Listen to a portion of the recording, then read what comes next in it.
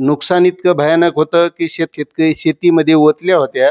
कोणकोणत्या जिल्ह्यासाठी आलेली आहे, किती पैसे मिळणार आहेत आणि हे सर्व पैसे कोणत्या माध्यमाद्वारे शेतकऱ्यांच्या खात्यात येणार आहेत. राम राम शेतकरी मित्रांनो, जून, जुलै आणि ऑगस्ट या 3 महिन्यामध्ये अतिवृष्टी झाली होती आणि या अतिवृष्टीमध्ये शेतकऱ्यांचं नुकसान झालं होतं. त्या नुकसानीपोटी शेतकऱ्यांचे पंचनामे झाले होते.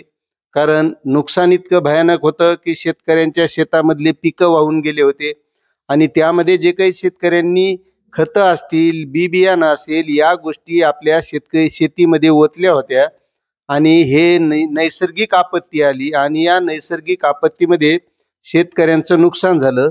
त्यामध्ये शेतकऱ्यांचे पंचनामे करण्यात आले. आता यासाठी शासनाने मदत सुद्धा जाहीर केलेली आहे आणि त्याच मदतीचा शासन निर्णय सुद्धा आलेला आहे.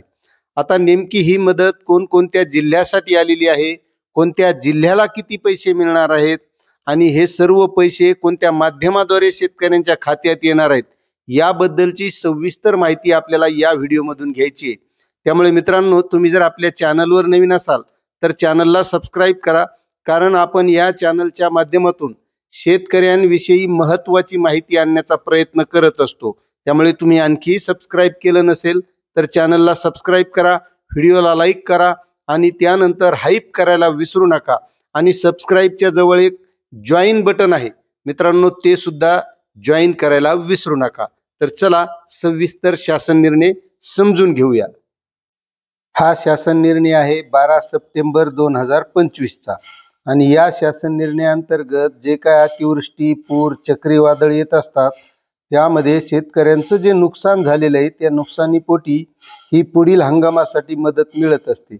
आता या शासन निर्णयानुसार जून 2025 ते ऑगस्ट 2025 म्हणजे जून, जुलै आणि ऑगस्ट या 3 महिन्यामध्ये राज्यात नागपूर विभागातील नागपूर, वर्धा, चंद्रपूर आणि छत्रपती संभाजीनगर विभागातील हिंगोली तसेच पुणे विभागातील सोलापूर या जिल्ह्यात अवकाळी पाऊस व अतिवृष्टी यामुळे शेती पिकांच्या नुकसानीसाठी शेतकऱ्यांना मदत देण्याकरिता संदर्भाधिक क्रमांक 2 येथील शासन निर्णयाने निश्चित केलेल्या दरानुसार एकूण रुपये 73,54,03,000 फक्त इतका निधी वितरित करण्यास शासनाची मंजुरी देण्यात येत आहे. आता या शासन निर्णयासोबत एक प्रपत्र सुद्धा जोडलेलं आहे. त्या प्रपत्रानुसार ही मदत मिळणार आहे आणि डीबीटीच्या माध्यमातून म्हणजे डायरेक्ट शेतकऱ्यांच्या खात्यावर ही रक्कम येणार आहे. आता कोणत्या जिल्ह्यासाठी नेमकी किती मदत आलेली आहे तर यामध्ये मित्रांनो, नागपूर जिल्ह्यासाठी जून 2025 आणि जुलै 2025 मध्ये हे अतिवृष्टी नुकसान झालं होतं. यामध्ये जून मध्ये एक शेतकरी बाधित होता. त्या शेतकऱ्याचं 0.40 हेक्टर नुकसान झालं होतं. त्या शेतकऱ्याला 0.09 लक्ष इतका निधी प्राप्त होणार आहे. त्यानंतर जुलै 2025 मध्ये 7,450 शेतकरी बाधित होते. या शेतकऱ्यांना 4,559.62 बाधित क्षेत्रासाठी 392.83 लक्ष एवढा निधी प्राप्त होणार आहे. त्यानंतर आहे वर्धा जिल्हा. वर्धा जिल्ह्यासाठी जून 2025 मध्ये जे नुकसान झालं होतं त्यामध्ये 821 शेतकरी बाधित होते. 4,885.80 हेक्टर क्षेत्र हे त्यांचं नुकसान झालं होतं. या शेतकऱ्यांना 41.45 लक्ष एवढा निधी प्राप्त होणार आहे.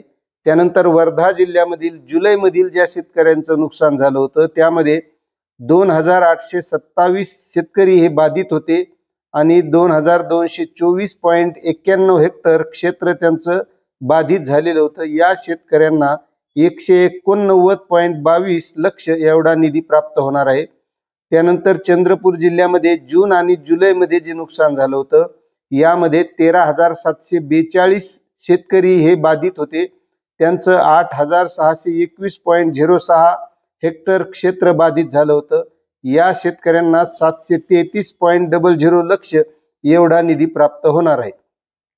त्यानंतर आहे मित्रांनो छत्रपती संभाजीनगर विभाग.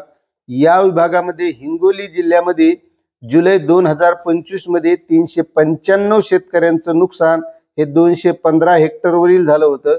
या शेतकऱ्यांना 18.28 लक्ष एवढा निधी प्राप्त होणार आहे। त्यानंतर आहे मित्रांनो पुणे विभाग। पुणे विभागातील सोलापूर जिल्ह्यामध्ये ऑगस्ट 2025 मध्ये 59,110 शेतकऱ्यांचं नुकसान झालं होतं। ते 56,961.73 हेक्टरवरील बाधित शेतकरी होते। या शेतकऱ्यांना 5,979.17 लक्ष एवढा निधी प्राप्त होणार आहे।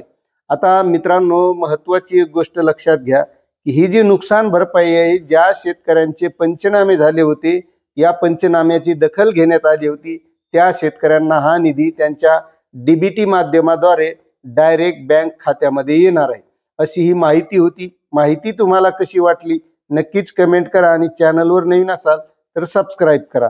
धन्यवाद।